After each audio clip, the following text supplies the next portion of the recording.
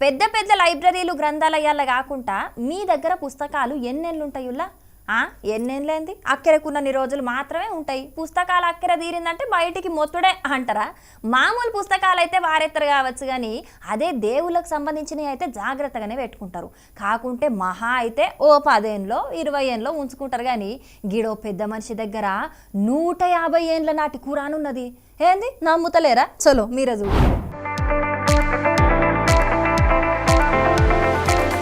ఇగో ఈ పెద్ద మనిషి చూయించిందేనుల్లా 150 ఏండ్ల నాటి ఖురాను. అంగుళం సైజులనే దీన్ని ముద్రించిర్రు. ప్రకాశం జిల్లా మార్కాపురంలో ఆటోమొబైల్ దుకాణం నడిపే తాజ్ బాషా అనే ఈ పెద్ద మనిషి దగ్గరున్నది 150 ఏండ్ల నాటి ఖురాను. ఈ పాకెట్ ఖురాన్ను తాజ్ బాషా తాత రైల్వే గార్డుగా పనిచేసినప్పుడు ముద్రించి భూతద్దంలో చూసుకుంటా ప్రయాణం చేసినప్పుడు చదివేటోడట. ఇక దీన్ని తర్వాత ఆయన బిడ్డకు అంటే తాజ్ బాషా తల్లికిస్తే ఆమె ఈయనకు బహుమతికి ఇచ్చిందట. అట్లా ఏం తక్కువ 40 ఏండ్ల సంది ఈ ఖురాన్ ఈయన దగ్గరనే ఉంటున్నదట. ఇన్నేండ్ల చరిత్ర ఉన్న ఈ ఖురాన్ ను అప్పటి సంది ఈయన సుతం పతివైలంగా దాచుకుంటున్నాడట. మరి కాదా నుల్ల? మనం జాగ్రత్తగా లేకుంటే ఏడాది 2 ఏండ్లకే పుస్తకాలు ఆగమైతాయి. అసుంటిది గింత చిన్న ఖురాను ప్రతిని గిన్నేండ్ల సంది కాపాడుతున్నాడంటే గ్రేటే అని చెప్పుకోవాలి. పొన్రి ఇక రంజాన్ పండుగంటే ముస్లింలకు చాలా పవిత్రమైంది. ఈ నెలల పొద్దుగల సహారైనప్పటి సంది సాయంత్రం ఇఫ్తారయ్యేదాకా ఉపవాసమే ఉంటారు. కనీసం ఉమ్ము సుతం మింగకుండా కఠినమైన ఉపవాసం చేస్తారు.